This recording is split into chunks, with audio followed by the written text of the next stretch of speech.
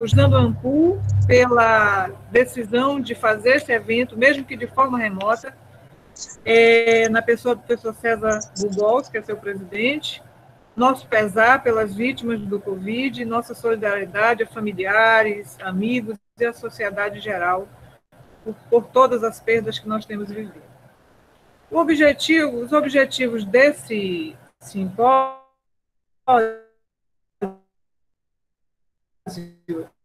é dar maior visibilidade às pesquisas que contemplam a Amazônia e seus singulares mundos do trabalho, tão complexo e particular que é a Amazônia, considerando que já temos uma produção robusta de teses e dissertações sobre a região. Agradecemos a todos os inscritos que toparam esse convite de estar conosco nesse evento. Nós teremos 8 apresentações, divididas em 2 sessões. Nessa primeira, que vai até às 16, e depois vai até às 15h45, perdão, e depois teremos a próxima de 16 às 17h45. Alguns informes em relação a essa sessão. As apresentações serão gravadas e posteriormente disponibilizadas no site da Ampul e no Facebook, como meio de democratizar o acesso a essas reflexões tão relevantes, como estava dizendo a professora Alba. Reflexões interessantíssimas, importantíssimas para a gente. As perguntas dos ouvintes aqui presentes poderão ser feitas pelo chat e serão respondidas pelos apresentadores ao final das apresentações. Estamos acompanhados pela acadêmica Alessandra, nossa monitora, que está nos dando aqui o suporte técnico, vai fazer a gravação. E lá pelas 15 horas, ela vai disponibilizar a frequência para os presentes preencherem e enviarem, por gentileza. Pedimos aos associados da Ampul verificarem seus e-mails e as orientações para votação. Não esqueçam de votar, é importantíssimo. Passo, então, a palavra à professora Alba para dar prosseguimento a essa apresentação inicial.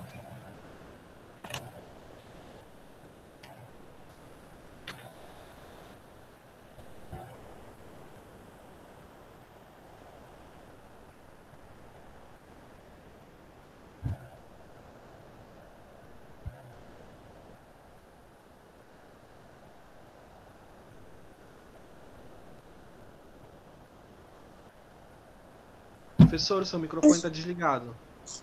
E eu vou repetir tudo, porque já me avisaram que meu telefone estava desligado. Vamos iniciar, reiniciar. Boa tarde a todos, boa tarde a todas e todos que estão inscritos nesse evento, que estão participando, ou que estão nos ouvindo, enfim, é uma alegria muito grande o GT Mundo do Trabalho Amazonas participar do 5º Encontro Estadual de História.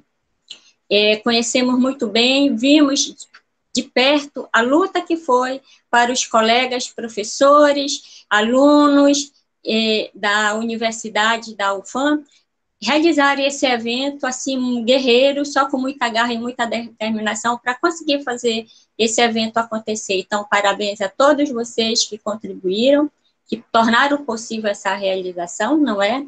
E parabéns pelo evento e o agradecimento a todos que se inscreveram. O GT, ele vem contra o Simpósio Temático Trabalho, Sociabilidade e Resistência na Amazônia. Eu gostaria de reiterar a fala da professora Deusa em relação à tragédia, não é? Que ainda ocorre no Brasil, mais de 150 mil mortos em decorrência da Covid.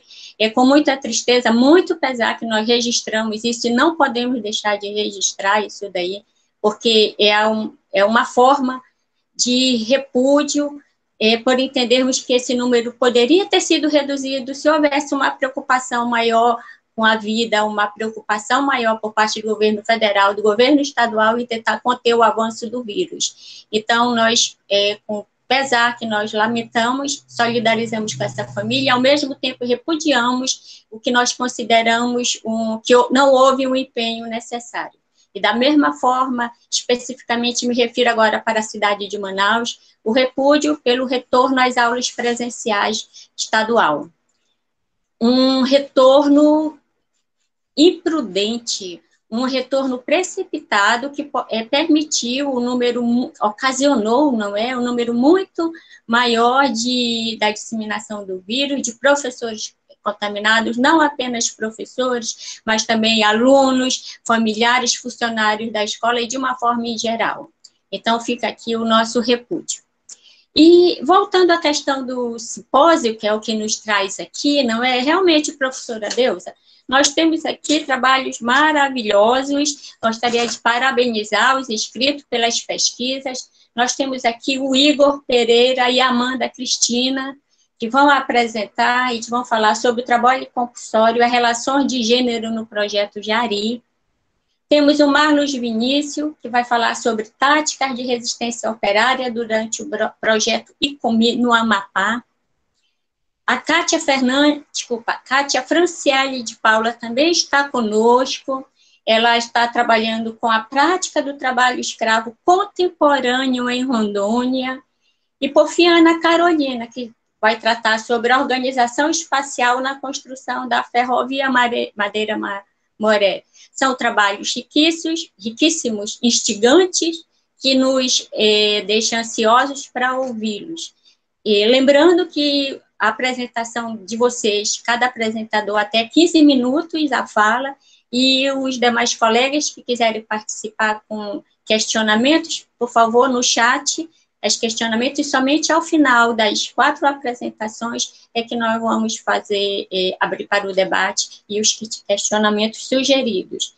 No mais, é só isso que eu tenho para falar por enquanto. Reitero que é um prazer muito grande o GT Mundos do Trabalho comparecer nesse evento da ANPUR, e o GT Mundos do Trabalho parabeniza a todos. Estou aqui representando mais duas, está eu, professora Francisca Deusas, e juntamente conosco está as 2 outras membros da coordenação, que é a professora Isabela Cristina e a professora Jomara Assis, que fazem o GT acontecer. Então, vamos lá. Muita sorte a todos e estamos ansiosos pela apresentação. Sejam bem-vindos e boa sorte. Nós vamos iniciar com o professor, com Igor Pereira e Amanda Cristina da Silva. Por favor, vocês apresentem por nome e a instituição, por gentileza. Obrigada.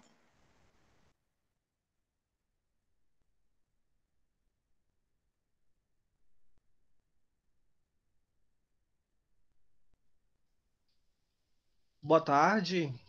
Antes de começar, vocês estão conseguindo ver minha tela aí? Estão me ouvindo Sim. também? Sim. Ok, obrigado.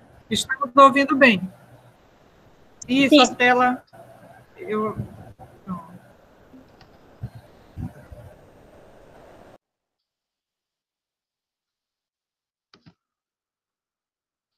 Ok, gente, obrigado, boa tarde a todos e todas. Cumprimento a professora Alba, a professora Deusa e os demais presentes.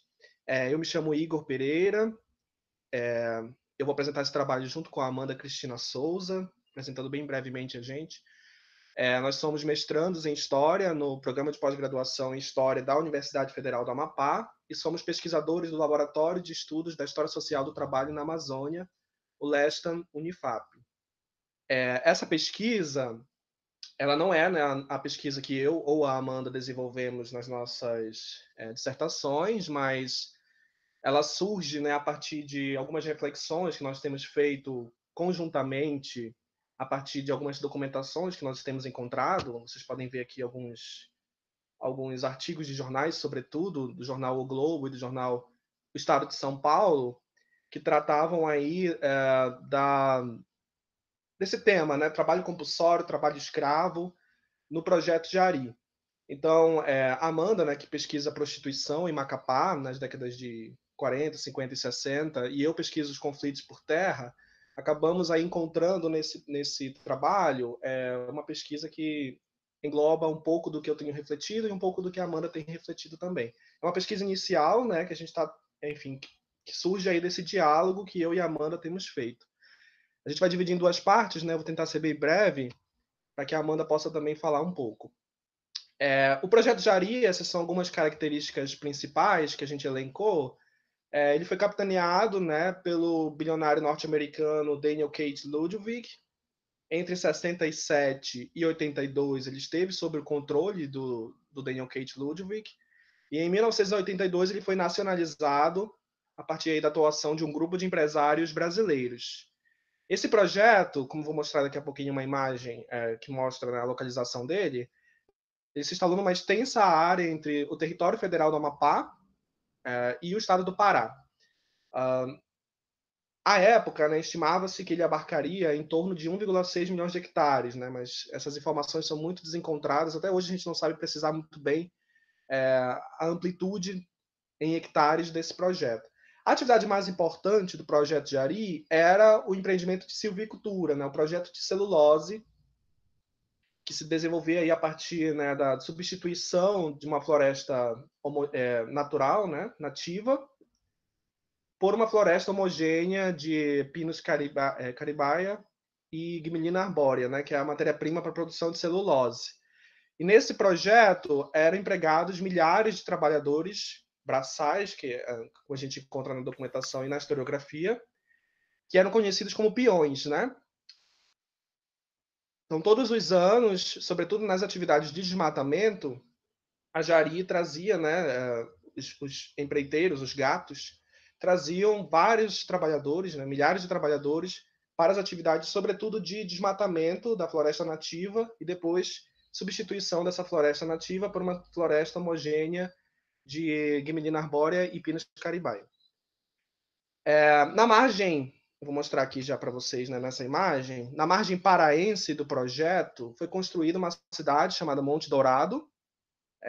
Vocês podem ver aqui, né, o Rio Jari. Isso aqui é o projeto Jari, esse verde escuro, né? Na margem paraense do projeto foi construída Monte Dourado, uma cidade para abrigar aí os trabalhadores do alto escalão, vamos chamar assim, do empreendimento. E na margem amapaense do projeto, bem em frente a Monte Dourado, surgiu de forma espontânea, a partir aí da atuação de imigrantes que iam para o projeto, né, em direção ao projeto em busca de trabalho, em busca de melhores condições de vida, e acabavam não conseguindo emprego na Jari, etc., surgiu o que a gente conhece como Beiradão, que hoje é a sede do município de Laranjal do Jari, no sul do Amapá. Então, Beiradão era um aglomerado de palafitas. Essa fotografia aqui, provavelmente da década de 90, mostra um pouco isso, né? Um aglomerado de palafitas, uma favela fluvial, como a gente encontra na documentação e na historiografia sobre o projeto. E se insurgiu e se tornou enorme, né? Um grande problema para Jari, de um lado, mas no Beiradão viviam muitas mulheres que trabalhavam com a prostituição, como a gente vai demonstrar nesse trabalho, né? Em algumas fontes a gente encontra que, por exemplo, em 1981, numa reportagem que está na revista O Repórter do Rio de Janeiro, a população do Beiradão era de 10 mil pessoas em 1981. Dessas 10 mil pessoas, aproximadamente 2 mil eram mulheres que trabalhavam com a prostituição. Então, aí, em torno de 20% da população. Talvez esses dados sejam imprecisos, mas indica que a população de prostitutas, de mulheres, né, trabalhando com a prostituição, era muito grande no Beiradão. Bom, chegando então ao que a gente quer de fato apresentar, no projeto Jari, né, nas atividades de silvicultura, principalmente, né, no projeto de celulose, onde esses trabalhadores, né, os peões, eram empregados, a gente consegue identificar formas, né, de compulsoriedade ao trabalho. E também, no caso da experiência das mulheres que trabalhavam nas boates do Beiradão, que eram centenas de boates no Beiradão, também conseguimos identificar algumas formas, né, de trabalho compulsório. Então, é sobre isso que a gente quer falar especificamente hoje, né? E aí a gente conseguiu, né, sistematizar algumas dessas informações preliminares que a gente tem identificado, né, separando aí, tentando compreender como que era a experiência dos homens e os peões, né, e como que era a experiência das mulheres, as meninas que eram aliciadas e exploradas sexualmente nas boates do Beiradão. Bom, onde ocorria o aliciamento dos homens, né, dos peões? Principalmente no Maranhão, no interior do Nordeste, né? Principalmente no Maranhão, nos municípios do interior do Maranhão, e em áreas próximas da Belém-Brasília e da Transamazônica. Já as mulheres, elas eram aliciadas principalmente aqui na própria Amazônia, em cidades como Manaus, Belém, Macapá, Almeirim, Santarém e Afuá. E essas redes de aliciamento alcançavam também Minas Gerais, Goiás e Maranhão. É isso que a gente conseguiu identificar por enquanto na documentação e na historiografia. Quem eram os aliciadores? No caso dos homens, dos peões, esses aliciadores eram conhecidos como gatos, eram empresas, né, empreiteiras, que mantinham um vínculo, um contrato com a Jari para regimentar trabalhadores para essas atividades, sobretudo a de desmatamento do projeto de celulose. Então, esses trabalhadores, eles eram contratados, eram aliciados, arregimentados pelas empreiteiras, e não diretamente, não possuíam um vínculo direto com a Jari. Já as mulheres, elas eram aliciadas, sobretudo, por outras mulheres, que já trabalhavam no Beiradão, como prostitutas, ou trabalhavam para os donos das boates. Mas a gente também conseguiu identificar, às vezes, casos em que as mulheres eram aliciadas, essas meninas eram aliciadas, por parentes, irmãs, ou pessoas que conheciam já essas mulheres. Quais eram as promessas, né? O que era utilizado para convencer esses trabalhadores, essas mulheres, para irem até o projeto Jari? Para os homens, o que a gente consegue identificar na documentação é que eram prometidos bons salários, de até 1.000 cruzeiros por mês, assistência médica, transporte de ida e volta gratuito e alimentação gratuita. Isso era prometido para esses trabalhadores. No caso, quando eles chegavam lá, como a gente vai demonstrar daqui a pouco, isso não era verdade. E para as mulheres, eram sobretudo empregos. Eram ofertados empregos no setor de serviços, como lavadeiras, cozinheiras, atendentes em comércios, né? Enfim, quando chegavam lá, eram avisadas de que teriam que se prostituir. Bom, o que a gente consegue identificar também é que esses trabalhadores viviam em condições muito degradantes, né? A vida e o trabalho era muito degradante. Na experiência dos peões, o que a gente conseguiu identificar? Primeiro, né, eram longas jornadas de trabalho, que iniciavam antes do sol nascer e iam até o sol se pôr. As moradias eram muito precárias, como vocês podem ver daqui a pouquinho, eu vou falar um pouquinho mais sobre a foto, que acompanha aqui esse slide. Havia uma alta incidência de acidentes e doenças no trabalho, e a Jari simplesmente lavava as mãos, né? A empresa Jari lavava as mãos, inclusive justificando que ela não tinha vínculo com esses trabalhadores, porque eles eram contratados pelos empreiteiros. Nessa fotografia, a gente consegue identificar dois desses aspectos, né? Na questão da moradia e a questão da incidência de acidentes e doenças no trabalho. Esses trabalhadores foram entrevistados pelo jornal O Globo. É a única reportagem que eu encontrei, um único artigo de jornal que eu encontrei que traz entrevistas com trabalhadores. E eles só foram entrevistados porque o jornalista, quando chegou nos alojamentos, encontrou esses 3 casos. Eles haviam sido picados por insetos, pium, e estavam impossibilitados de trabalhar. E não tinham qualquer assistência da Jari. Informaram que vários outros trabalhadores sofriam, né, com esse tipo de situação, ou eram acidentados porque caiu um galho de árvore, ou porque, enfim, eram picados por um inseto ou por um outro animal, e acabavam morrendo, acabavam ficando aí a Deus dará, né? Então, eu vou passar a palavra para Amanda. Amanda, está ouvindo? Para que ela possa continuar a apresentação. Boa tarde a todos. Sobre a experiência feminina, a experiência das prostitutas, das mulheres exploradas no Jari, tem algumas semelhanças com os trabalhadores, com os peões, mas também tem algumas diferenças. A semelhança são as moradias precárias, tem alguns relatos de que as primeiras prostitutas que foram direcionadas ao Jari viviam em moradias improvisadas, apenas com um telhado e sem paredes, e elas dormiam em redes. E a alta incidência de doenças no trabalho também, alguns profissionais de saúde relatavam que houveram várias epidemias de doenças venéreas e de sífilis, principalmente, e um cotidiano de violência que envolvia os peões, as prostitutas e os demais moradores do Beiradão, além de frequentadores também que moravam ali nos arredores, que iriam para os bares e para as boates. Uma das nossas fontes, nós vamos utilizar entrevistas também nesse trabalho, e nós temos a entrevista da Maria José dos Santos, que nasceu e foi criada naquela região do Beiradão, e ela relata que quando ela tinha 7 anos, 10 anos de idade, ela saía para comprar comida juntamente com a mãe dela, na beira, né, lá na frente da cidade, para comprar peixe, verdura, para que a mãe dela fizesse as comidas para vender à noite. E a ponte pela manhã ficava toda ensanguentada, porque esses homens, esses peões, bebiam à noite e eles brigavam por causa das prostitutas, por ciúmes, por alguma negação delas, por elas não quererem dormir com eles, enfim. E aí ela via corpo jogado na água, mão jogada, braços, dedos. Era terrível, são lembranças que a gente nunca esquece.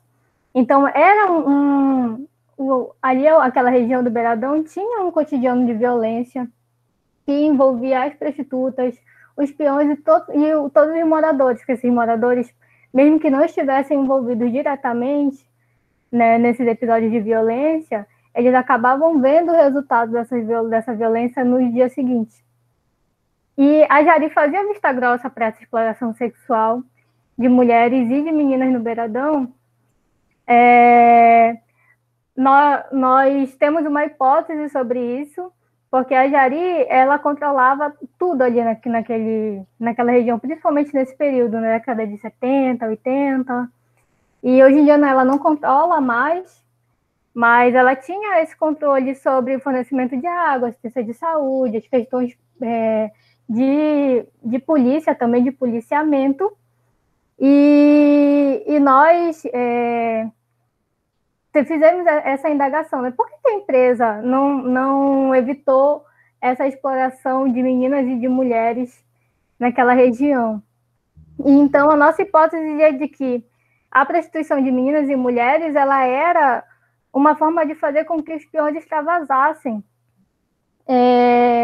as suas emoções, de ter momentos de diversão também com a prostituição.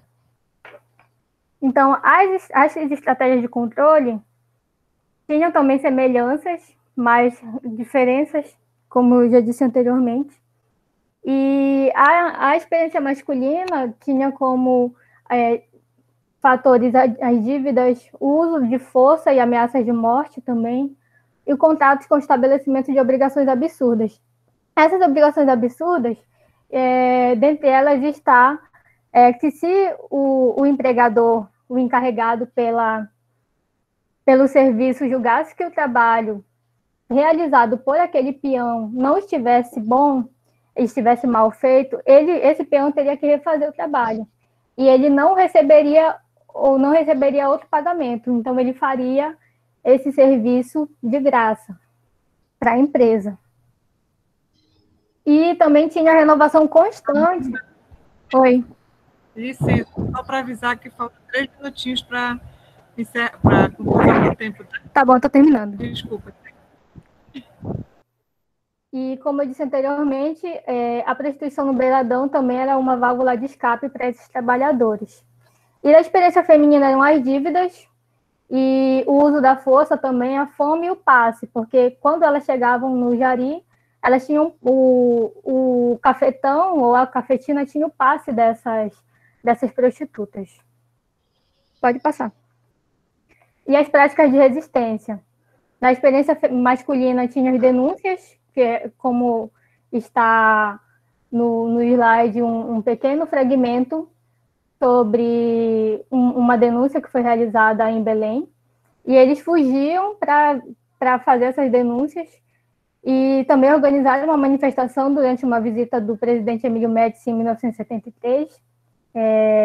E das mulheres também, elas fugiam e conseguiam apoio de padres da Igreja Católica ali na região do Jari. Pode passar. Tem uma das nossas fontes também é o livro Meninas da Noite, que é um livro-reportagem, e nesse pequeno relato diz que em setembro de 91, uma embarcação saiu de Belém com destino à Laranjal do Jari, e nessa embarcação tinham meninas que seriam destinadas à prostituição. Elas foram, quando chegando no Jari, foram informadas de que iriam fazer salão, né? Fazer salão é passar a noite dançando na boate até que chegasse algum cliente. Uma delas disse que não iria fazer, então o bucho de bode, que era o cafetão, ameaçou e disse que se ela não fosse fazer salão, ela ia ficar sem comer e trancada no quarto. E foi o que aconteceu, ela conseguiu fugir e conseguiu o apoio do padre Paulo Roberto Conceição. Ele conseguiu fazer a denúncia, articulou toda a denúncia que repercutiu em Belém, Macapá, na região toda, e o bucho de bode foi preso, acusado de tráfico, mas foi solto tempos depois. Pode passar. Bom, as considerações finais.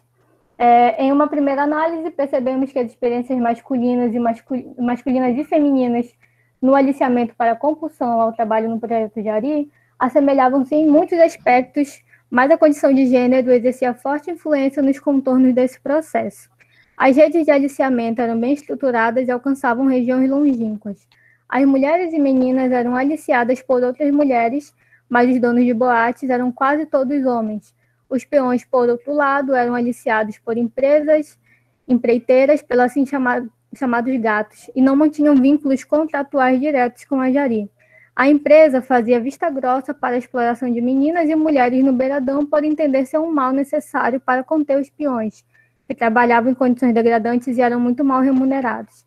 A imprensa nacional chegou a publicizar a prática de trabalho escravo envolvendo os peões, mas não há nada em periódicos como o Globo e o Estado de São Paulo em relação à manutenção de mulheres em regime de trabalho compulsório no projeto Jari. Obrigada.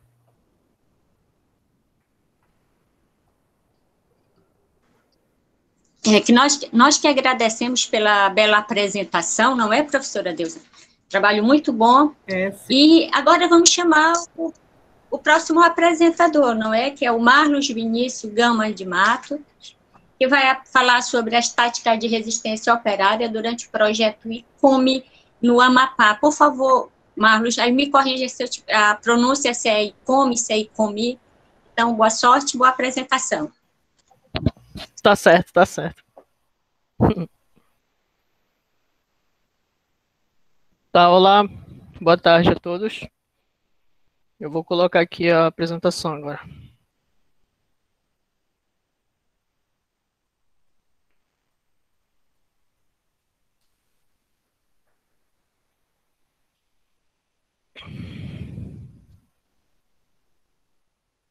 Tá aparecendo aí para vocês?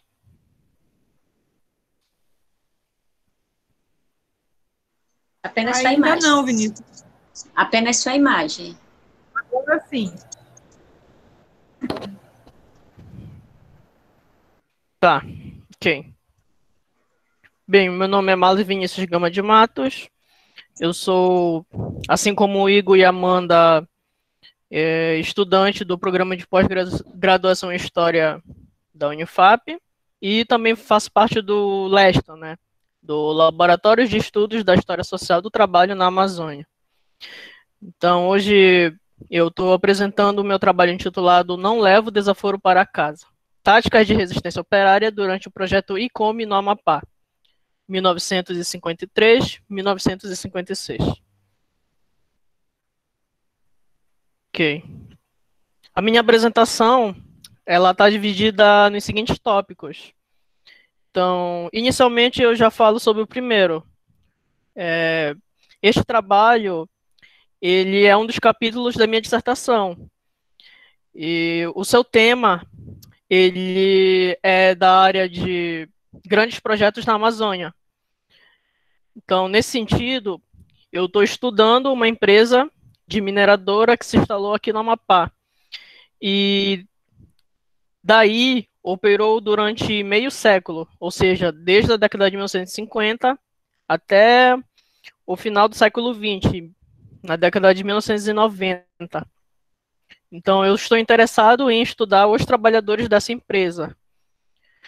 Então, o meu recorte cronológico, ele se insere bem no início do projeto, no período de implantação, ou seja, entre 1953, quando a empresa começa a admitir trabalhadores para se lançar na empreitada, para construir toda a sua infraestrutura, até quando a estrada de ferro, que era o principal item dessa infraestrutura, estivesse pronta e a empresa conseguisse já atuar efetivamente no território federal do Amapá.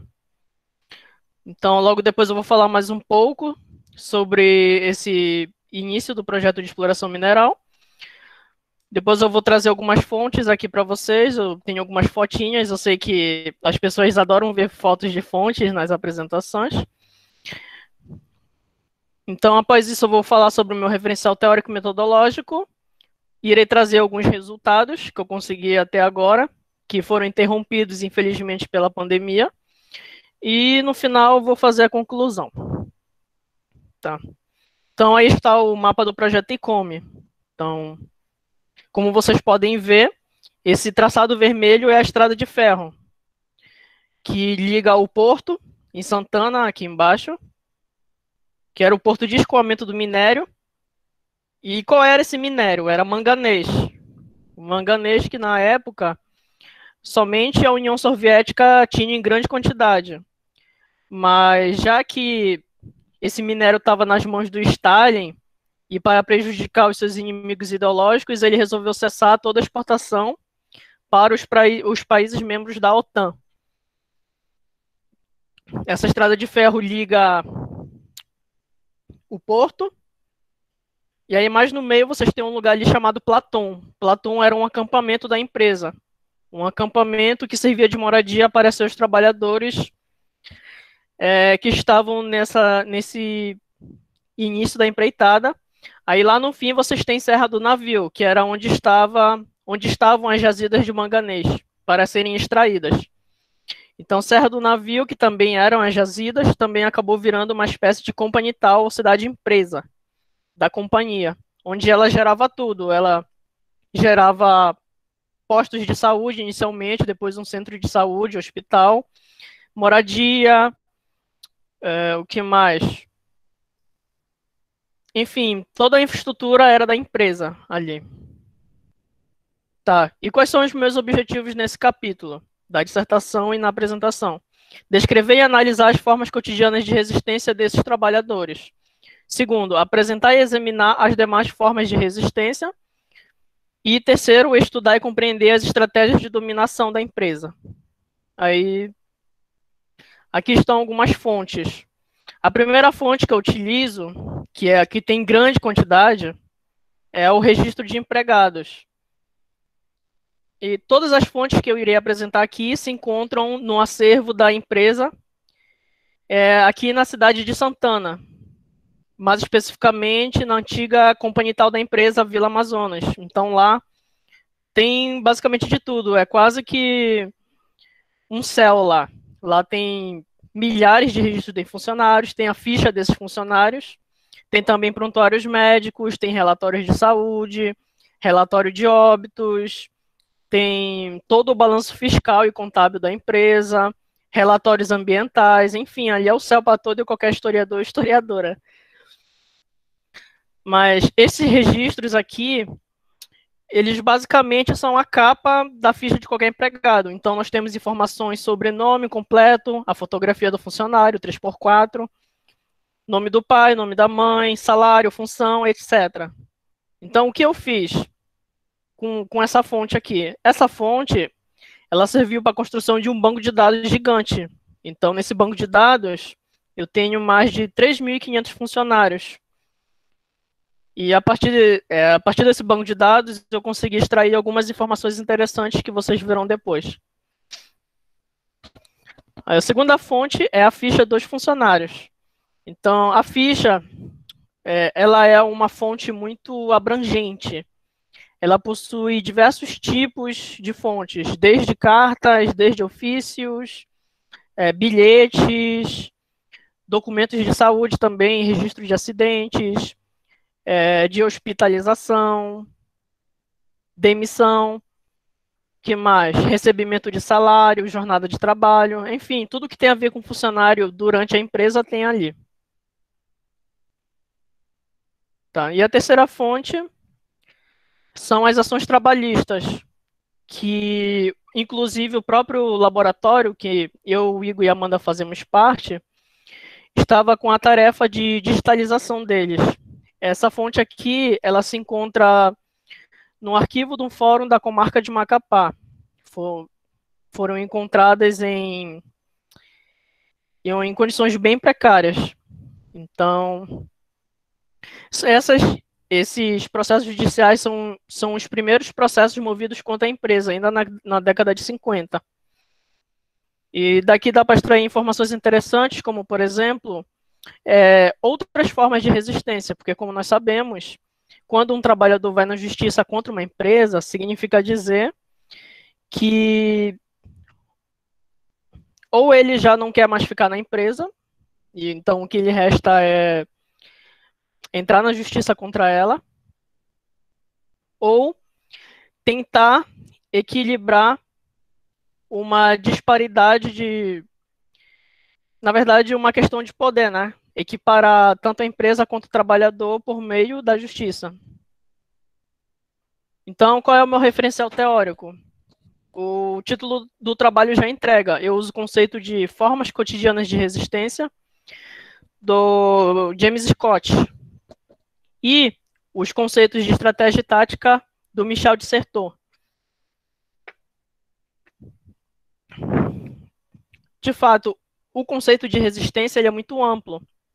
Então, para especificar melhor, eu estou querendo entender as formas de resistência cotidiana, ou seja, é aquela resistência que não visa o enfrentamento direto com a empresa, com o Estado ou com a hegemonia, né?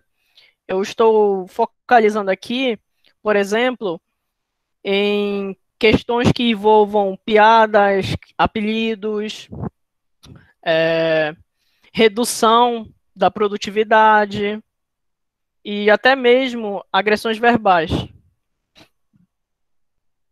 Entretanto, seria interessante estudar também as estratégias da empresa para fazer com que essa mão de obra se mantivesse sob sua disciplina.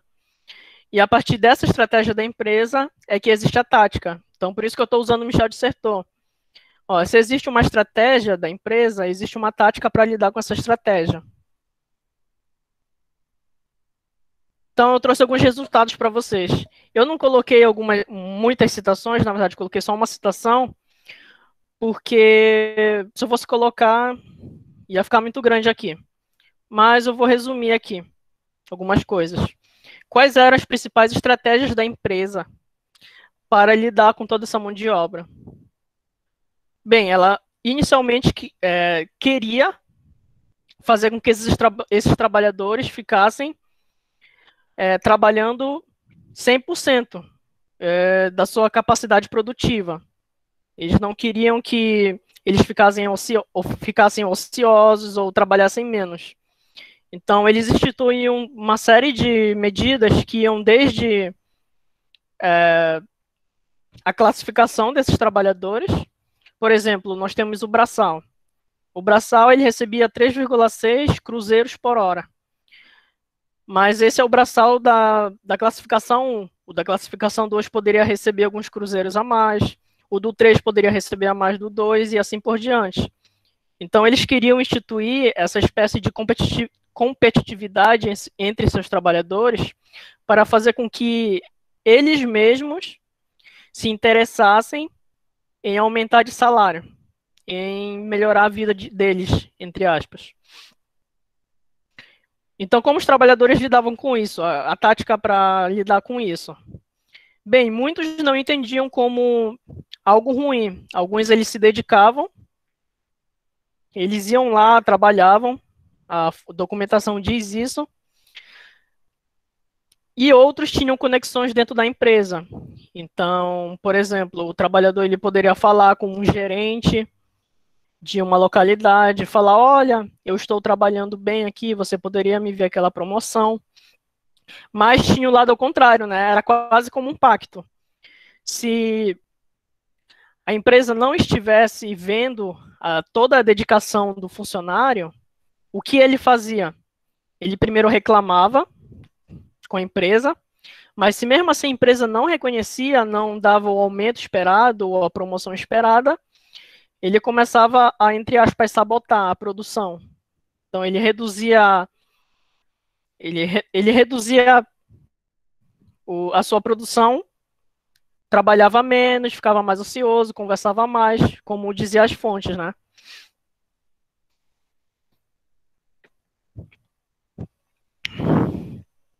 Tá.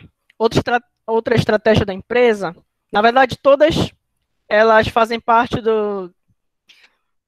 da mesma linha, né? Um forte controle sobre a mão de obra e sobre a jornada de trabalho. Então, como vocês podem ver lá no último, o olhar do poder e a hierarquia. A empresa, ela instituiu todo um processo hierárquico em que, por exemplo, o trabalhador de nível elevado, ele sempre estava observando o trabalhador de baixo, um nível em cascata. Ou seja, nesse sentido, a empresa não precisaria estar ali diretamente, o gerente lá no processo produtivo, até porque ele tinha seus subordinados. E se determinado subordinado fosse conveniente com um funcionário, como, por exemplo, um inspetor, ele poderia perder o emprego. Então, era uma espécie de auto... Como é? Eu esqueci o nome. Ele também se autodisciplinava, né? Então, nesse sentido, nós temos outras táticas de trabalhadores para lidar com todo esse poder da empresa. Então, já falei da redução do ritmo de trabalho, furto, eles furtavam materiais da empresa, alguns alegavam, por exemplo, que o salário era insuficiente para viver, então por isso eles furtavam. Alguns ameaçavam seus superiores com palavras, e outros mesmo os agrediam. Isso daí já era uma forma de resistência um pouquinho mais direta. Um pouquinho não, mais direta, né? Muitos abandonavam o emprego. Alguns não queriam lidar com toda essa disciplinarização da empresa, então eles abandonavam, sem mais nem menos, sem avisar. E alguns... Francisca, plaquinha? Tá, peraí, deixa eu ver aqui.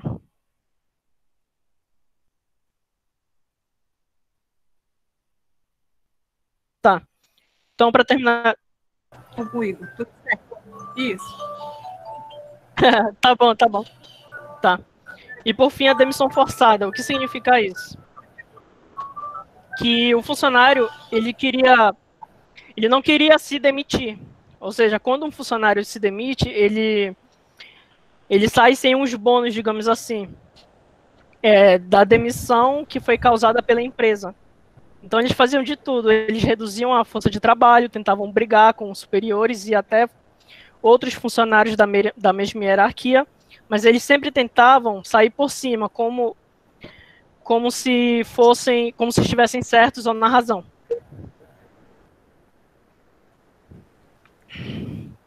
Tá aqui. Nesse gráfico, eu trouxe as principais causas de demissões na empresa. Então, como vocês podem ver aqui, a maioria dos funcionários pedia demissão, 28% deles. Aí, essa redução de pessoal é porque, já que a empresa estava no processo inicial da construção de sua infraestrutura, então esses trabalhadores, logo que terminasse todo esse processo, eles eram demitidos pela própria empresa. 11% sem informação. Aqui, 10% abandonavam o emprego, ou seja, eles não apareciam mais, e a empresa dava, entre aspas, baixa. Ato de indisciplina ou insubordinação, que aí entra toda a questão de agressão, verbal e física, não querer acatar os dizeres do seu superior, do inspetor ou do chefe da turma, etc. Não aprovado no período experiencial ou ineficiência no serviço, significava que a empresa considerava que aqueles trabalhadores eles não tinham conhecimento da profissão. Uhum. Aí 2% eles foram demitidos por embriaguez. Existem muitos casos de funcionários que geralmente começavam uma agressão física dentro dos bares, dos acampamentos, entre outros funcionários, por exemplo. Concluindo. Tá. Para concluir, um último gráfico. Esse aqui é mais interessante porque é o seguinte: apesar do local ser apesar do projeto ele ter sido até mesmo no imaginário social como um lugar de homem, né, que só tinha homem trabalhando lá, também tinham mulheres. Apesar delas serem, por exemplo, somente 3% de toda a força de trabalho dessa época. Então, no gráfico eu trago aqui uma comparação salarial entre os braçais e as lavadeiras. Além disso, eu estou comparando esses dois salários com o salário mínimo da época, o que estava no papel nominal, e o salário mínimo real, o efetivamente que era preciso para sobreviver. Para viver com o mínimo. Aí, como vocês veem aqui, à medida que o tempo foi passando, o salário médio dos braçais e das lavadeiras ficou constante e aumentando um pouco, mas o salário mínimo, tanto o nominal quanto o real, aumentaram consideravelmente. Isso pode ser uma hipótese de que realmente aqueles trabalhadores que praticavam furtos, eles não estavam mentindo dizendo que recebiam pouco. 18 minutos já, professor. Tá. Meu Deus, eu perdi o tempo, que a gente empolga. Tá, aqui são das relações... eu vou terminar logo. As reclamações trabalhistas. Então, os principais motivos eram redução de salário, demissão sem justa causa e pagamento de hora extra. Então, essa pesquisa, ela está incompleta. E a partir do momento em que a pandemia passar e nós já tivemos a vacina, se Alá, Odin ou Deus quiserem, eu irei voltar lá para digitalizar mais fontes e poder fazer um capítulo mais consistente. É isso. Ótimo, professor, muito obrigada. E, novamente, você vai comparecer em outro evento e apresentar novos dados para a gente. Obrigada pela apresentação. Então, vamos chamar... Nós que agradecemos. Nós chamamos agora a Kátia... E teremos... Eu não entendi, como... Nós vamos, então, chamar agora a Kátia Franciele, que vai falar sobre a prática do trabalho escravo contemporâneo em Rondônia, na década de 1980. Eu gostaria de pedir para tentar controlar o tempo, tá, colegas? É porque depois vem uma outra sessão e nós temos ainda uma conferência à noite, ou seja, não podemos atrasar a sequência das apresentações, mas eu entendo, os trabalhos de vocês realmente empolgam. Por favor, Kátia Franciele. Olá, boa tarde a todos e todas. Eu me chamo Kátia, né, como a Alba apresentou, eu sou professora da Universidade aqui, Federal de Rondônia, né, a UNIR. Sou lotada aqui no campo de Ariquemes, no Departamento de Ciência da Educação, né, e a minha comunicação hoje com vocês, eu não vou utilizar slide, né, até porque o tempo é curto, eu acabo me atrapalhando com a prática do slide, né? Eu vou fazer a comunicação oral mesmo. Então, a minha comunicação, ela tem como título, né, Aliciando Alienígenas, a prática do trabalho escravo contemporâneo em Ariquemes, aqui estado de Rondônia, na década de 80. Bem, gente, essa pesquisa, ela é um desdobramento, né, de um trabalho que eu já tenho concluído, que foi a tese de doutorado, sobre o processo migratório para a cidade de Rolim de Moura, aqui também no estado de Rondônia. E essa pesquisa, ela fez parte do chamado projeto Piques de Paraná, que foi um dos projetos de colonização desenvolvidos, né, durante o governo militar aqui, no processo de colonização para Rondônia. E, ao finalizar, então, essa pesquisa de doutorado, eu iniciei, então, a investigação de um outro projeto de colonização, que é o projeto chamado Pá de Burareiro, né, na região aqui de Ariquemes. E, ao pesquisar, levantar novas fontes, né, sobre esse processo migratório aqui em Ariquemes, eu tive contato com várias fontes que assinalavam, então, para a prática do trabalho escravo contemporâneo, né. Até então, nem era o meu objetivo realizar essa pesquisa, porque eu trabalho com trabalhadores migrantes, né, vindos do Sul, Paraná, Rio Grande do Sul, Santa Catarina, Minas Gerais, Espírito Santo, enfim, aqui para o estado de Rondônia. Mas, pelos registros realizados pela CPT, né, eu tive, então, contato com essa gama de fontes, que consiste em termos de declaração, inquérito policial, contrato de trabalho, né, que assinalam, então, para a prática do trabalho escravo contemporâneo em Ariquemes. Qual foi a minha intenção, e é a minha intenção ainda, né, porque a pesquisa ela não está concluída, com esse trabalho, com essa investigação? Foi entender qual que foi a montagem dessa prática, né, de aliciamento de trabalhadores na década de 80, não só em Ariquemes, mas em Rondônia como um todo, né, eu estou ainda em processo de levantamento desses dados, mas hoje eu vou falar de forma específica, então, sobre Ariquemes, né. Então, com relação aqui à cidade de Ariquemes, a grande parte desses trabalhadores, eles são advindos da região do Mato Grosso do Sul, são trabalhadores estrangeiros, né, de origem paraguaia, e denominados por vários órgãos policiais como alienígenas, né, então uma desqualificação moral, inclusive, desses trabalhadores que eles viviam na década de 80.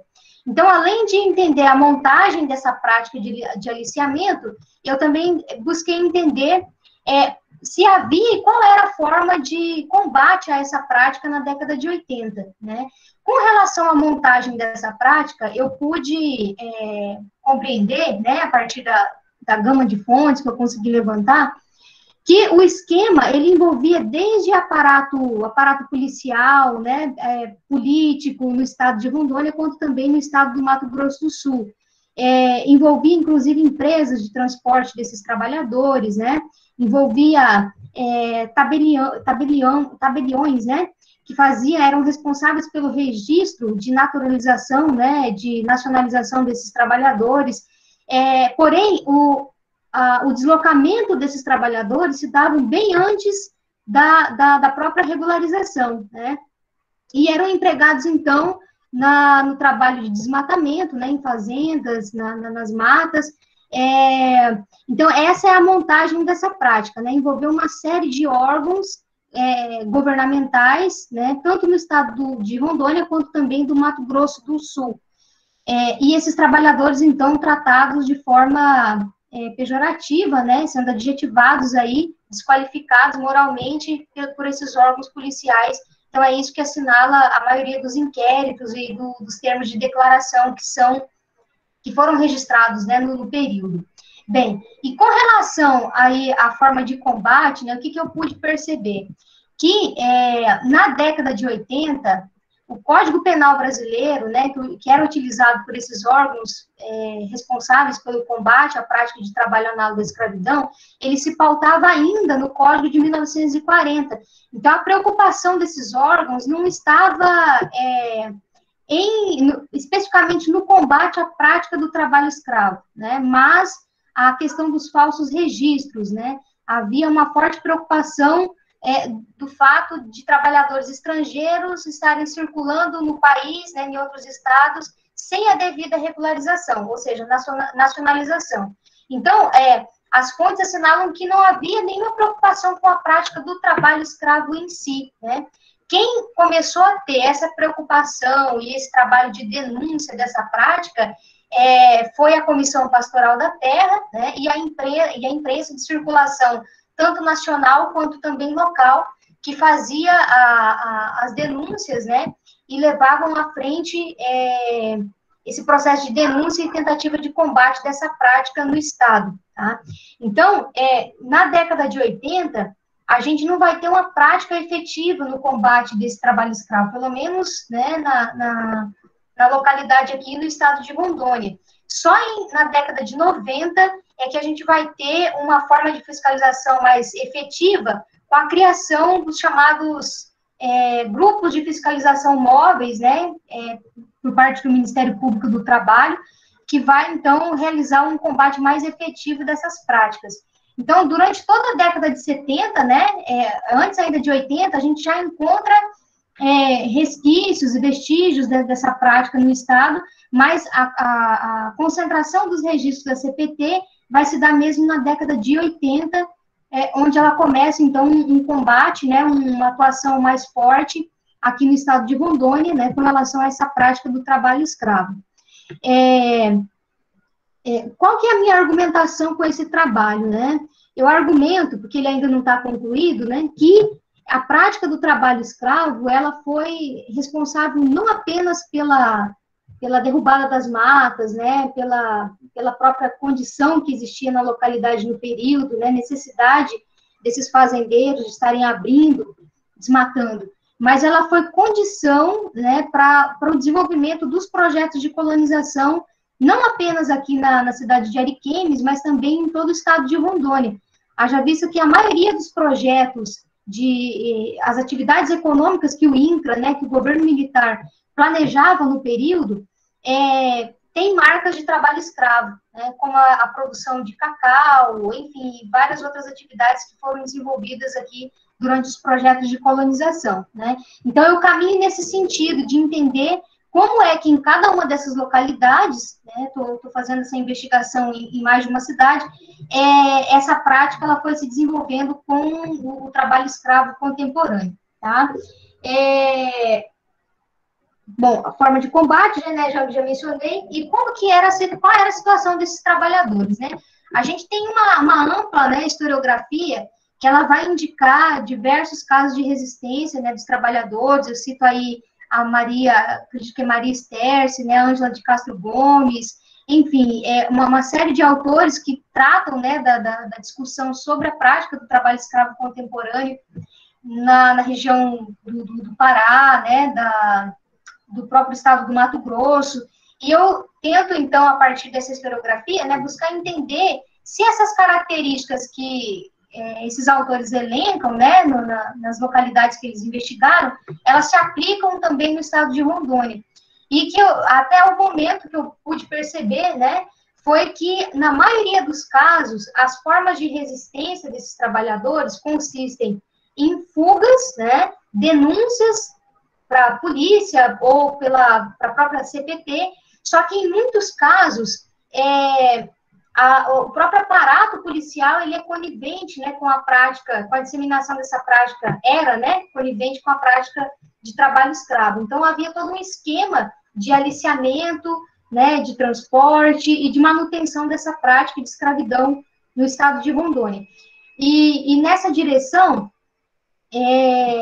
as formas de resistência, então, ficavam vinculadas, né, à questão mesmo da fuga e das denúncias. E é muito interessante que a Sterce mesmo, ela vai estar discutindo, né, como que policiais, quando sabiam de determinadas fugas, eles próprios entregavam, né, esses trabalhadores para os fazendeiros, para os gatos, que eram aqueles que aliciavam os trabalhadores.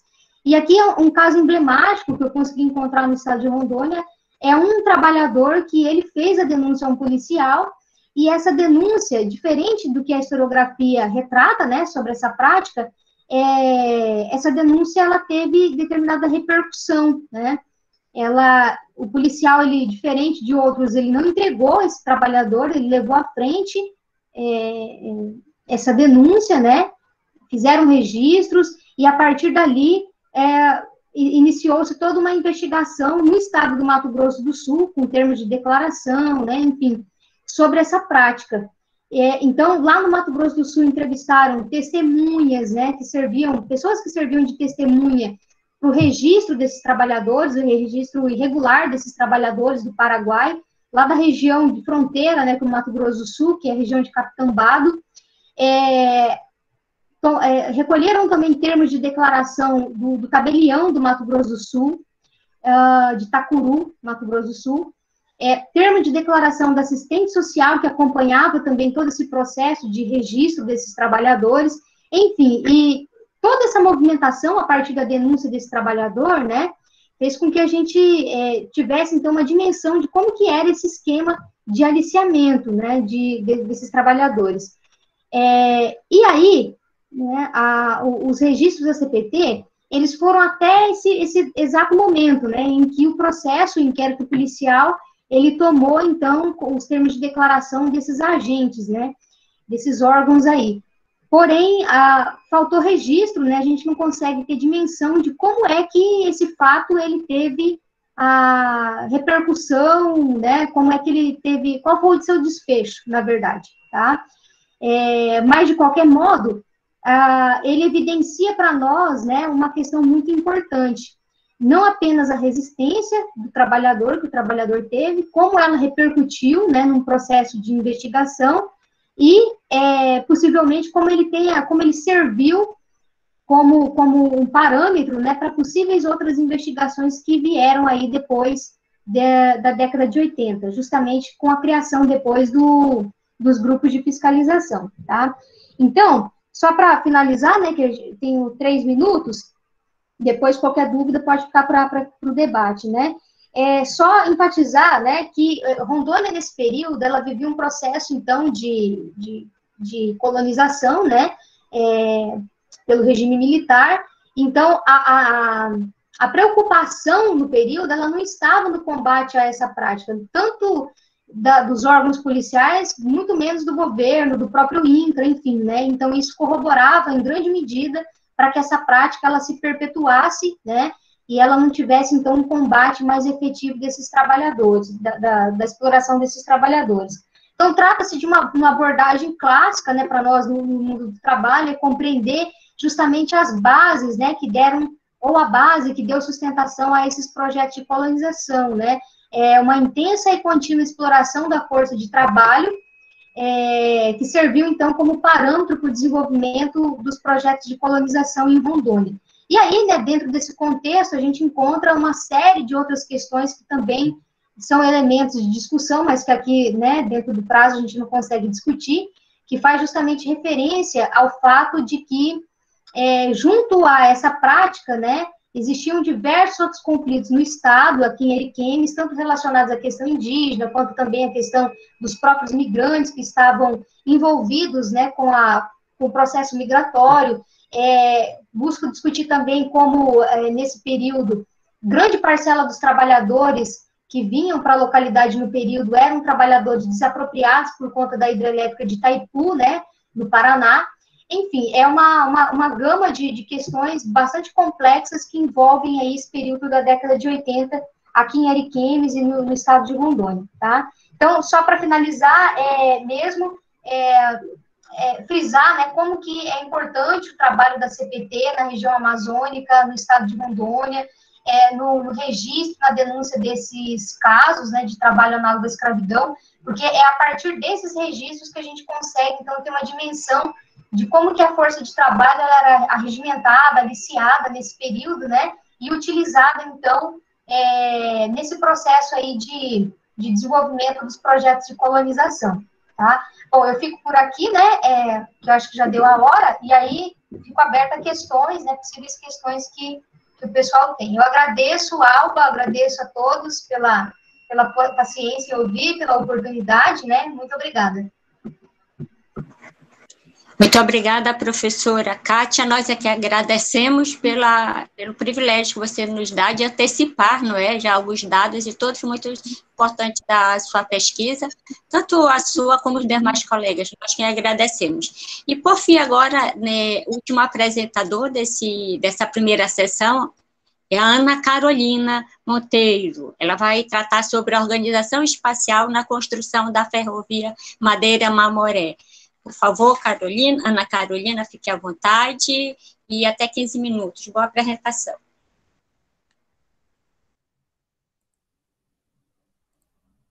Olá, gente, boa tarde.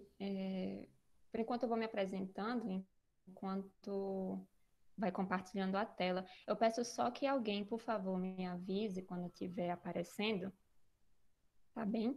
Bom, primeiramente, agradecer toda a organização do evento, né, enfim, toda a mão de obra que isso envolve. Tá aparecendo, Ana. Pronto, obrigada. Agradecer a organização do evento, as professoras também, e dizer que estou muito feliz de ouvir as pesquisas de vocês. Ana, seu som está bem baixo. Melhorou? Sim, um pouquinho. Melhorou, sim. Vou aumentar aqui o volume um pouco. Pronto, aí qualquer coisa vocês me avisam. Vou tentar falar um pouco mais alto. Enfim, dizer que estou muito feliz de estar aqui compartilhando uma parte desse meu estudo e também de ouvi-los nesse momento tão delicado de pandemia. E desejar também que estejam todos bons, né, pelo menos na medida do possível, de saúde. Então, vamos lá. Eu me chamo Ana Carolina Monteiro, sou mestranda na Universidade Federal da Paraíba, na linha de História e Regionalidades, e pesquisadora integrante também do Grupo de Estudos e Pesquisas em História do Trabalho, também vinculado à Universidade Federal da Paraíba. O que eu vou apresentar hoje é um pedacinho do meu segundo capítulo da dissertação sobre relações sociais e espacialidades. Então, consiste em analisar a organização espacial na construção da ferrovia Madeira-Mamoré. Para isso, vamos entender um pouco em que consiste a ferrovia Madeira-Mamoré. Foi uma construção no início do século XX, pelo menos a tentativa efetiva e que realmente se concretizou da ferrovia, foi no início do século XX, na região norte do Brasil, especificamente na floresta amazônica, né, na Amazônia Legal, no estado atual de Rondônia. Consiste num pequeno trecho de ferrovia entre as cidades de Porto Velho, a Guajará-Mirim, sendo que Guajará-Mirim é uma cidade fronteiriça com a Bolívia. E aí vem o intuito econômico da construção da ferrovia, a partir do tratado entre o Brasil e a Bolívia, de se escoar produtos, principalmente castanha e a borracha.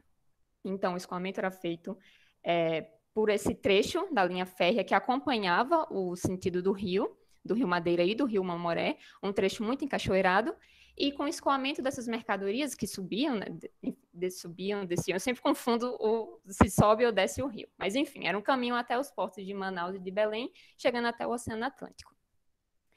Essa ferrovia, ela foi dirigida pelo capitalista norte-americano Percival Farquhar, que contratou uma empreiteira construtora norte-americana também formada por 3 engenheiros, May, Jekyll e Randolph. Essa empresa ela ficou responsável pelo aliciamento dos trabalhadores para a construção e pelos serviços de obra na região, de modo que, apesar da historiografia relacionar o período de construção de 1909 a 1912, nas fontes a gente encontra o registro de das primeiras turmas de trabalhadores chegando em 1907, sendo que, apesar da inauguração em 1912 do trecho da ferrovia, pelo menos até um ano depois, até 1913, ainda estavam sendo realizados serviços para concluir e permitir o funcionamento completo desse trecho da ferrovia. Então, a gente considera o período de construção de 1907 a 1913. Envolveu estima-se na historiografia também, cerca de 30 mil trabalhadores de 40 nacionalidades, predominando a nacionalidade da comunidade antilhana, Barbados, Granada, Antilhas e também espanhóis. Assim, qual é o nosso objetivo diante dessa ferrovia?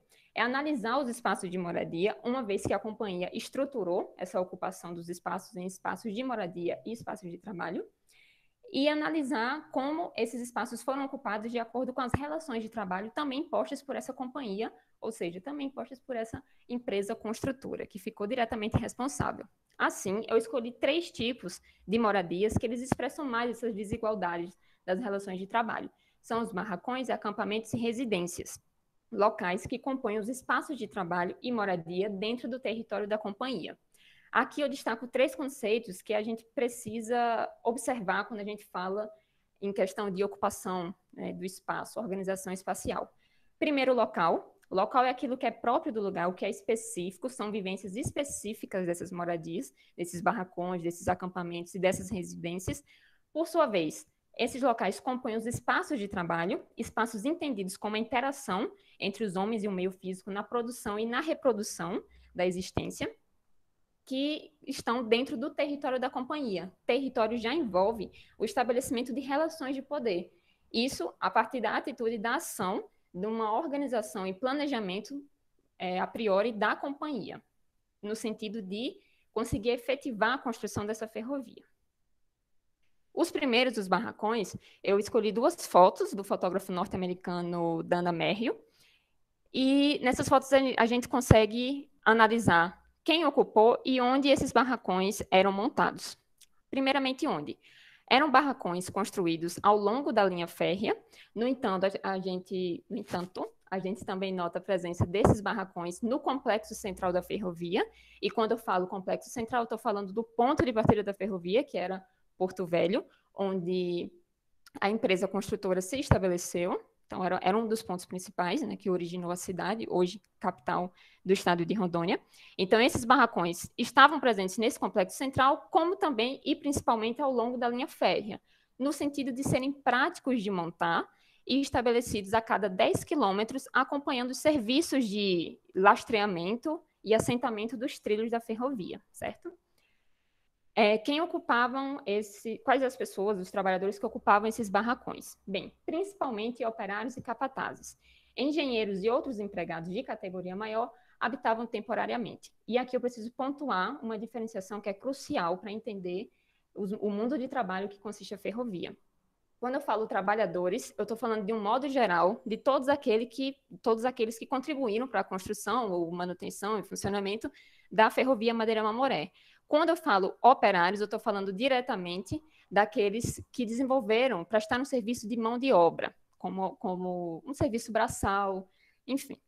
Eles recebiam tanto por hora como também mensalmente. Quando eu falo em empregados, eu estou falando de trabalhadores, engenheiros, médicos, cronometristas, enfim, trabalhos que envolvem também uma ação, mas principalmente um conhecimento científico, um conhecimento técnico, um planejamento.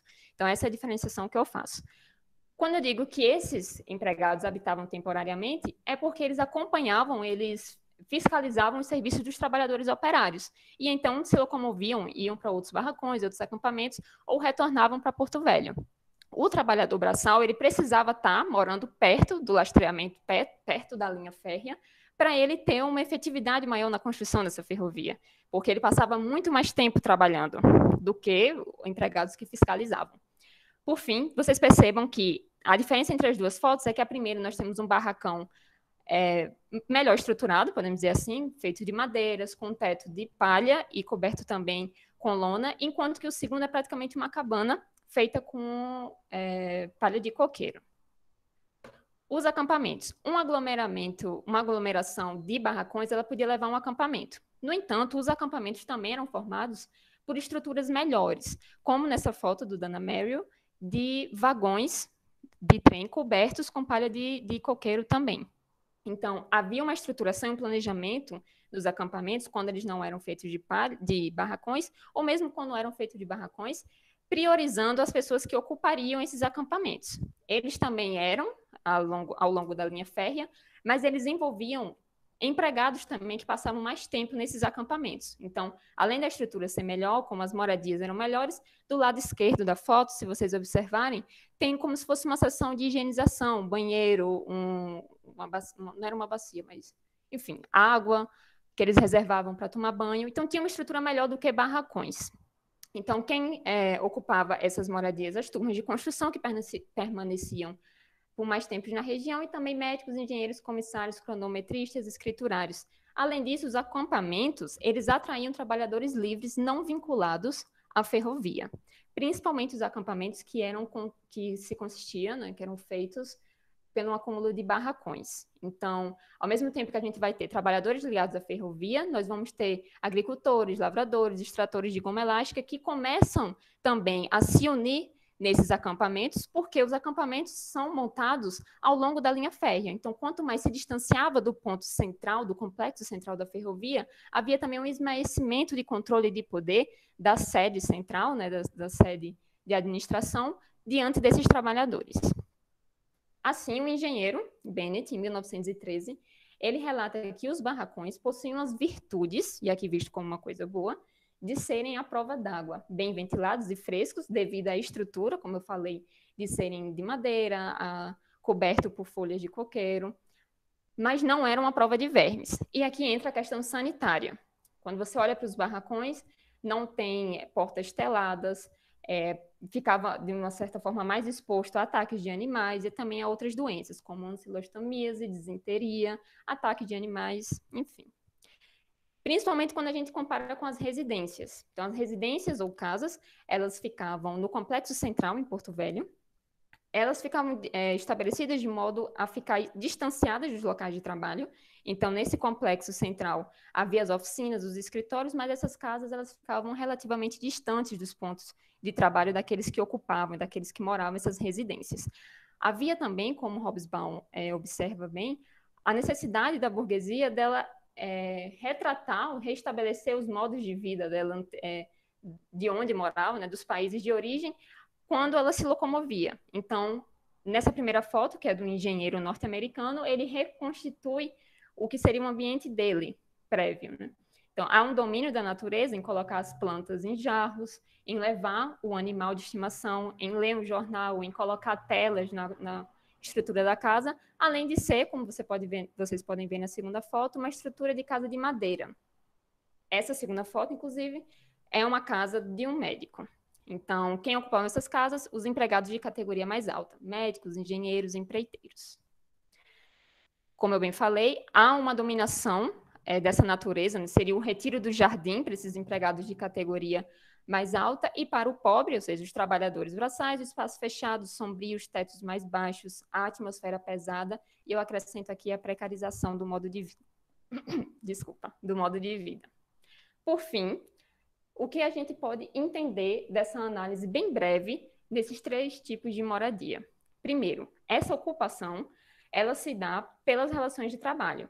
Então, é uma ocupação pensada e planejada pela companhia, de modo que aqueles que têm uma categoria maior, aqueles que exercem funções de trabalho dentro dessa estrutura hierárquica de trabalho, exercem essa função mais importante, né, seja de dar ordem, de administração. Esses trabalhadores vão ocupar residências e vão ocupar provisoriamente acampamentos. Já os operários, demais trabalhadores, ou seja, os trabalhadores braçais e aqueles que passavam mais tempo trabalhando durante o dia, que tinham uma jornada de trabalho maior, eles se distanciavam do ponto central de administração da ferrovia, morando em barracões e também em acampamentos. Aparentemente, acampamentos aqui fica como um local que une esses 2 tipos de trabalhadores e pode dar a falsa ideia de esmaecer as diferenças entre esses 2 grupos de trabalhadores. No entanto, eu ressalto que era temporariamente. Em muitos registros, há a insatisfação e a reclamação dos empregados de categoria maior por estarem se subjugando àquele tipo de moradia. Um segundo ponto é que esses diferentes tipos de habitação eles geravam diferentes vivências, porque eram diferentes locais. No entanto, o trabalho era o elo, era o que unia todos esses trabalhadores. Todos estavam reunidos, sejam em barracões, acampamentos ou residências, com o intuito de construir a ferrovia e tornar ela eficaz, tornar ela, enfim, concretizada, realizada, finalizar esse trabalho. Então, o trabalho ele é o elo que congrega essas diferentes vivências. Além disso, a relação de exploração era criadora dessas condições históricas. Eles não escolhiam morar em barracões e acampamentos, principalmente em barracões e acampamentos. Eles eram determinados, eles eram condicionados a morar nessas habitações, justamente pelas funções que desempenhavam e por venderem sua força de trabalho. Por fim, esse é um dos pontos que eu acho mais importante de destacar, é que esse método habitacional implementado pela companhia, ele não era único. E é isso que eu acho interessante da gente olhar para a Ferrovia Madeira Mamoré e para outros empreendimentos, outras construções também, como a gente tem visto nas apresentações aqui hoje, é de olhar para esses empreendimentos ligando e conectando com outras experiências históricas.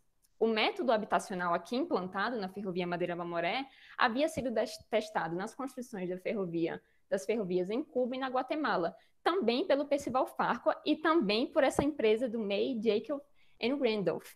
Então, era um método de testagem em que operários, empregados e principalmente os trabalhadores braçais tinham os seus limites de sobrevivência nessas moradias testados. Era um campo de experimentação. Então, se o trabalhador conseguia morar e produzir... Desculpa, gente.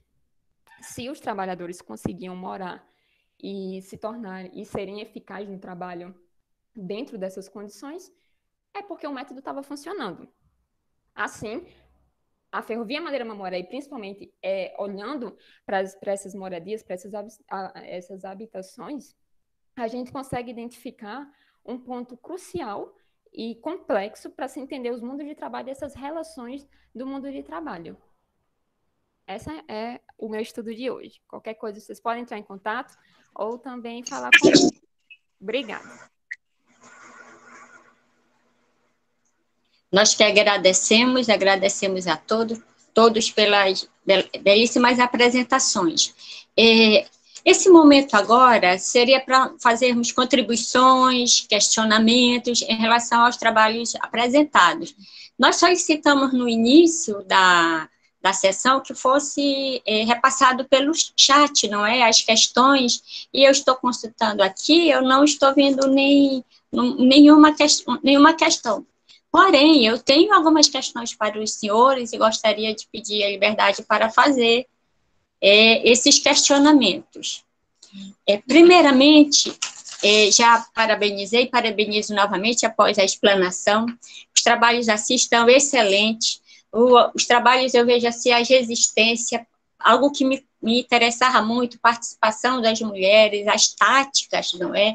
Alguns mostraram a situação das crianças, que isso também me chamava muita atenção.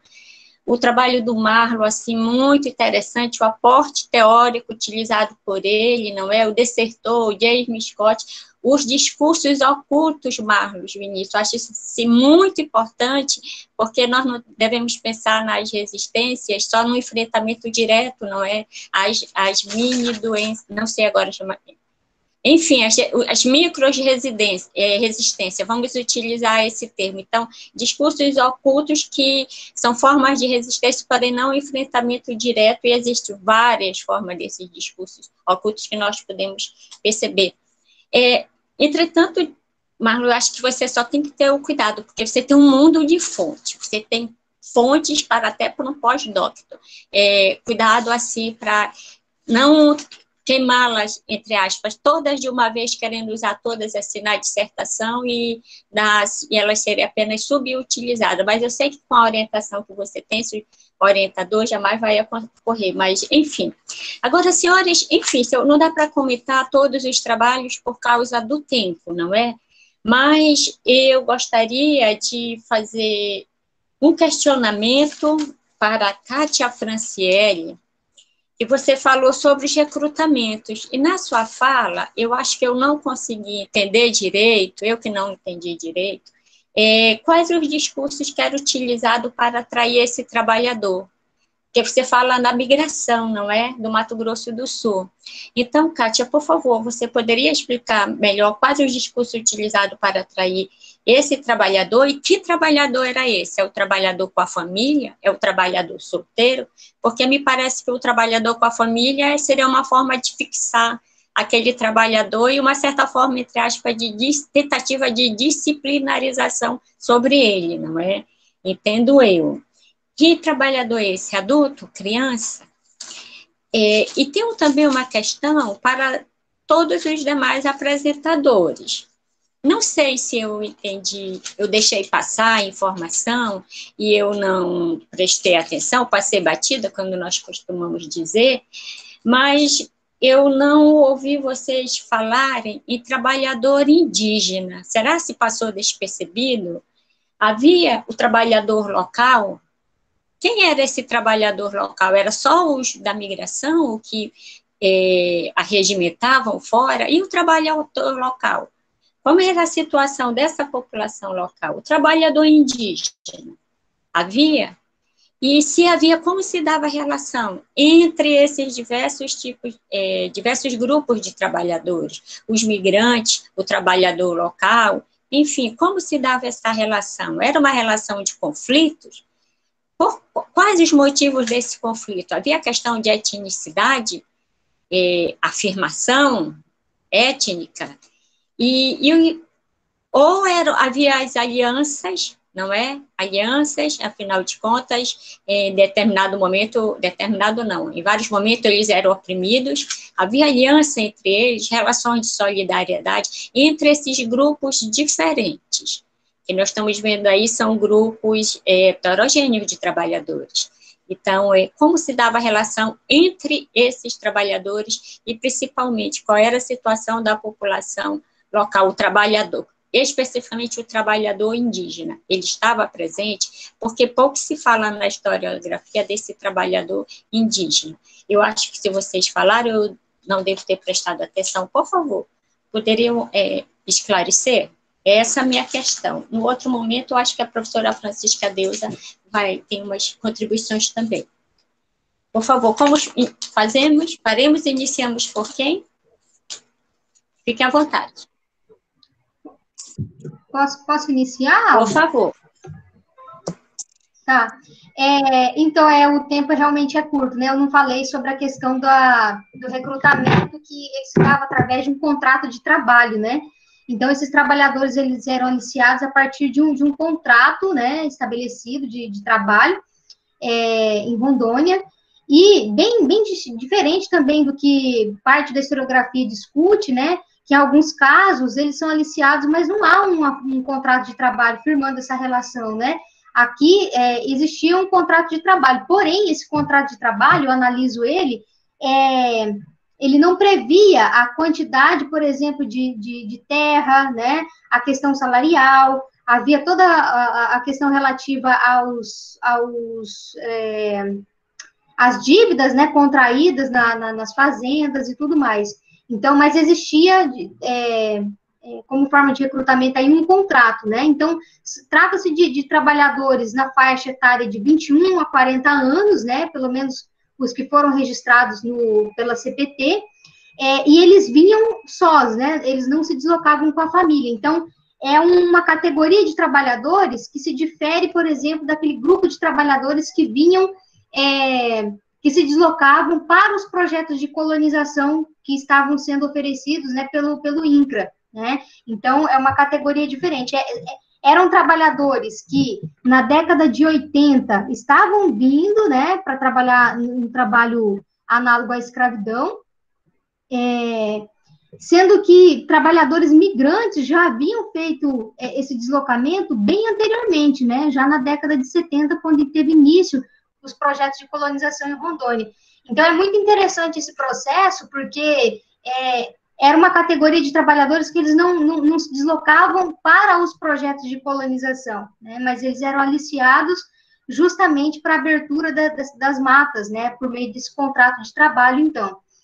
Com relação à questão indígena, acredito que eram sim utilizados, né, como mão de obra escrava também, porém, nas fontes da CPT, eles não aparecem, né, eles não aparecem. O que eu consegui encontrar até o presente momento, foram registros que denominam esses trabalhadores que eram escravizados como escravidão branca. E aí é uma questão que eu venho problematizando agora. Por quê? Porque eram trabalhadores, ora eles registram que eram trabalhadores do Mato Grosso do Sul, outra hora do estado da Bahia, né? Mas com essa terminologia de escravos brancos. Estou até, agora, por último, analisando algumas fotografias, né, que assinalam justamente ao contrário, né?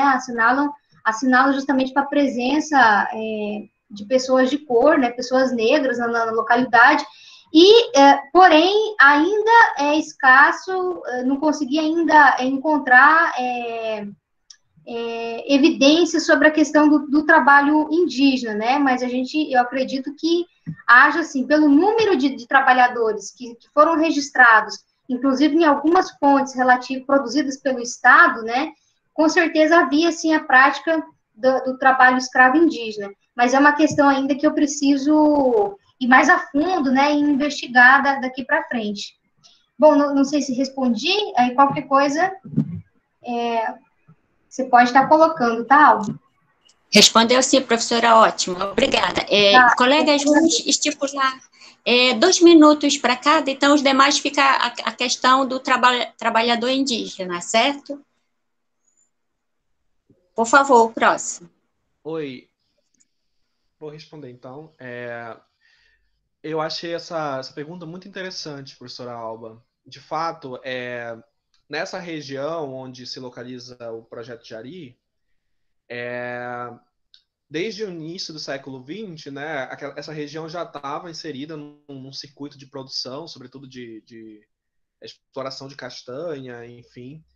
Tinha o coronel José Júlio de Andrade, né, que criou um enorme latifúndio que depois ele vende para portugueses, e depois esses portugueses vendem para o Daniel Kate Ludwig na década de 60 já. Mas nessa região a gente consegue ver em algumas documentações alguns conflitos envolvendo essas populações tradicionais, vamos dizer assim, né? Não só de indígenas, mas também de extrativistas, trabalhadores extrativistas, que na década de 80 e 90 vão começar a reivindicar a criação de uma reserva extrativista dentro do projeto Jari, e conseguem, inclusive, a segunda reserva extrativista criada.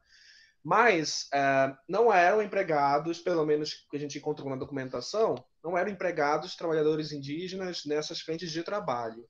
Inclusive, uma das coisas que eu e a Amanda conversamos é que nessas estratégias de aliciamento dos peões e das mulheres, ela tinha uma diferença também por conta do local, né? Como a gente demonstrou, inclusive, na apresentação. O local onde eram aliciados. Por que eles aliciavam os peões no Nordeste ou nessas áreas do entorno da Transamazônica e da Belém-Brasília, né? Tem um sentido nisso também. E por que as mulheres, por outro lado, eram regimentadas principalmente na própria Amazônia? A gente faz, né, uma discussão em torno disso e levanta a hipótese de que esses trabalhadores que viviam ao redor do projeto Jari, que trabalhavam sobretudo com extrativismo já há muito tempo, há décadas, eles tinham ali uma vida, conseguiam trabalhar, né, e sobreviver a partir da agricultura, a partir do trabalho extrativo, e não precisariam, portanto, ser empregados no projeto da Jari. Então, a Jari buscava, né, os empreiteiros buscavam esses trabalhadores no Nordeste e nessas proximidades da Belém-Brasília e da Transamazônica, que eram trabalhadores que estavam ali sendo expulsos da terra, como a historiografia tem apontado, né? A historiografia das lutas no campo no Brasil aponta muito bem isso, né? Que esses trabalhadores estavam sendo expulsos do Nordeste, estavam migrando para a Amazônia em busca de terra, em busca de melhor qualidade de vida e acabam se tornando presas fáceis, entre aspas, para esses aliciadores, esses gatos. Então a gente não consegue identificar, inclusive é uma discussão que a gente precisa fazer, eu e a Amanda, essa questão envolvendo, né, a interseccionalidade entre classe e gênero, a gente já está conseguindo fazer, mas precisamos avançar também na questão da raça. E eu não sei se a Amanda poderia contribuir depois, mas a Ana Carolina já quer responder também. Então é isso, eu não sei se eu respondi.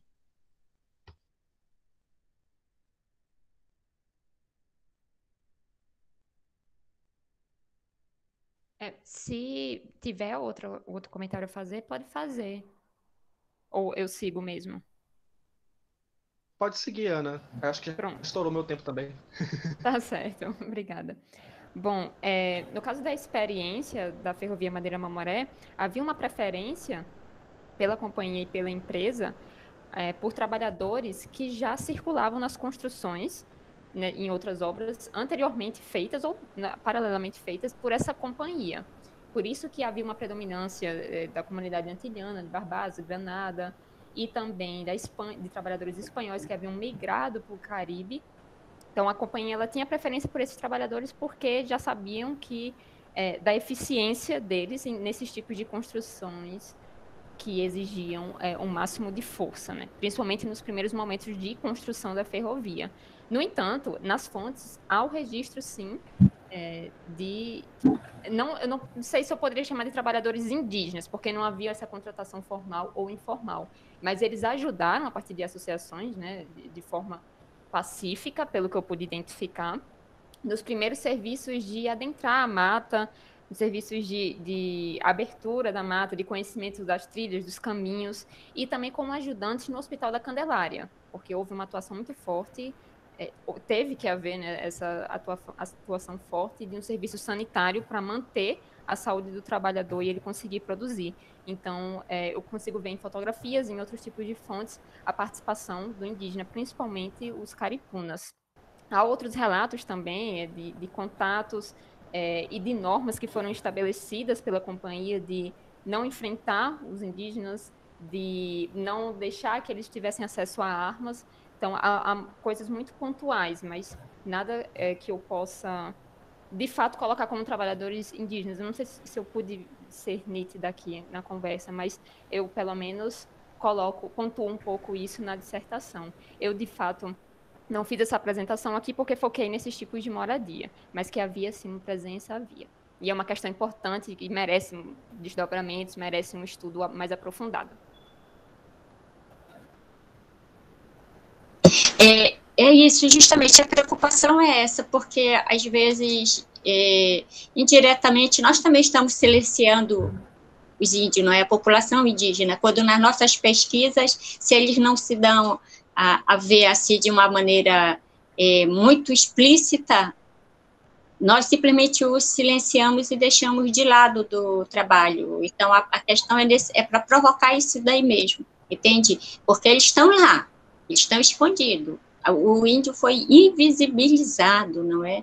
Então, cabe aí ao historiador ele ver onde que eles estão ocultos, ou eles se invisibilizaram. Enfim, não acerto chamar. O próximo, por favor.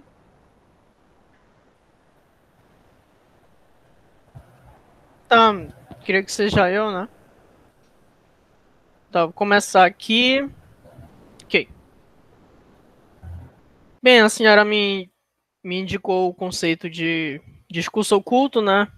O discurso que se encontra no livro Dominação e Artes da Resistência, do James Scott. Eu posso dizer que eu ainda estou lendo esse livro do James Scott, porque o conceito de formas de resistência cotidiana eu conheci naquele famoso artigo dele, né, com o mesmo nome, Formas de Resistência Cotidiana Camponesa, algo do tipo. Mas, para ser bem sucinta, é isso mesmo. Até porque eu já roubei muito tempo de vocês.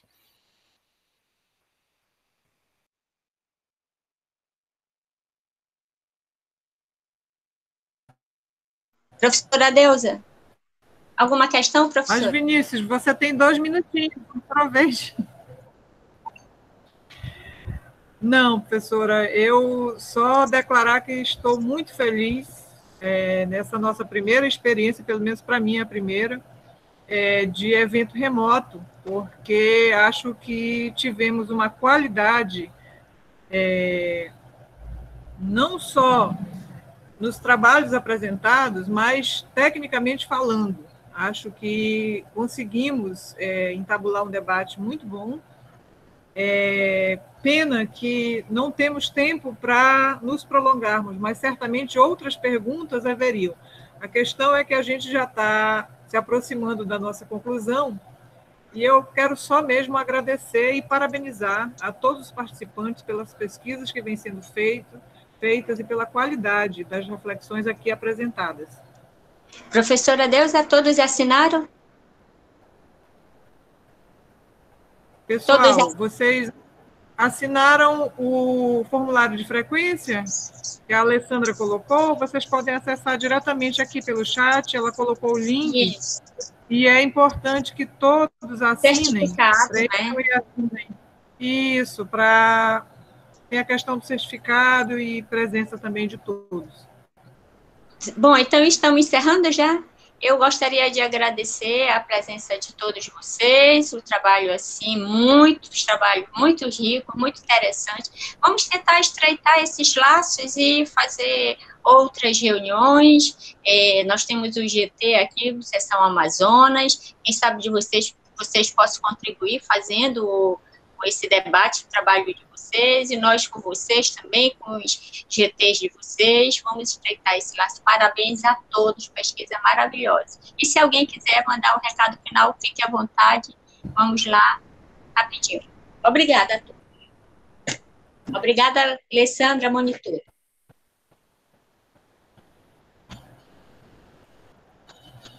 Nós gostaríamos de fazer um print com todos os participantes, os apresentadores.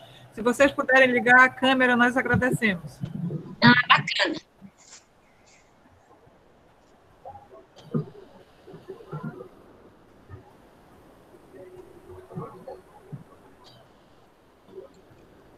Kátia, Igor, Vinícius, Ana Carolina. Por gentileza, liguem suas câmeras. Professora Alba. A minha está ligada.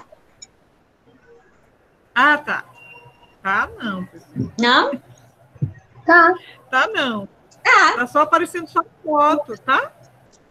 Bom. A minha tá ligada? Eu pergunto a minha... Mas a minha está ligada, eu estou me vendo. Então é a minha tela. Todos estão. Ah, sim. A Alessandra está avisando que todos estão, sim. Então, sim. Vamos Okay. lá, né, Alessandra? Por favor. Vou tirar o print agora. Já, foi.